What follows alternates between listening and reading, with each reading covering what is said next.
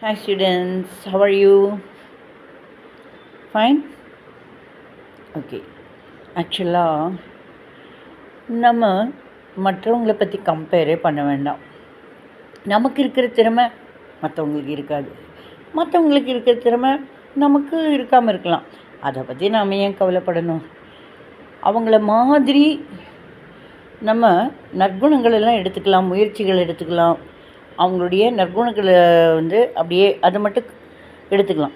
அதை தவிர என்னென்ன விஷயங்கள் நல்ல குணங்கள் பிளான் பண்ணி ஒரு வேலைகளை பண்ணுறாங்களா, சுறுசுறுப்பாக சீக்கிரமாக காலையில் எழுந்திரிக்கிறாங்களா, இந்தந்த வேலையை சீக்கிரமாக முடிக்கிறாங்களா, அது எந்த டெக்னிக்காக பண்ணுறாங்க, எந்த மாதிரி அதோடய ஸ்ட்ராட்டஜி என்ன, இந்த ஸ்ட்ராட்டஜினால் அதனுடைய நுட்பம் எப்படிங்கிற மாதிரி ஒவ்வொருத்தர்கிட்டேருந்து ஒவ்வொரு நல்ல விஷயம் கற்றுக்கலாம். ஒன்றும் இல்லை, இப்போது நான் டீச்சர், பல வருஷத்து டீச்சர், நான் ரொம்ப வருஷமே டீச்சர் தான். ஸோ நான் டாக்டர் ஆகணும்னு ஆசை தான். நான் பல பேருக்கு பலவித முறையில் ஏகப்பட்ட லேக்ஸ் அண்ட் லேக்ஸு நான் ஒரு 30 வருஷத்துக்கு மேலே நான் டீச்சராக இருந்திருப்பேன். 30 இன்ட்டு ஒரு கிளாஸ்லேயும் 30 பேர்னா ஏகப்பட்ட ஸ்டூடெண்ட்ஸை பலனடைஞ்சிருப்பாங்க.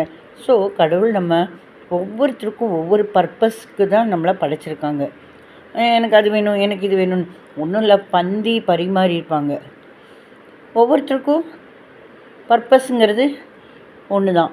இப்போ பக்கத்து இலையில் லட்டு இருக்கும், நம்ம இலையில லட்டு இருக்கும்.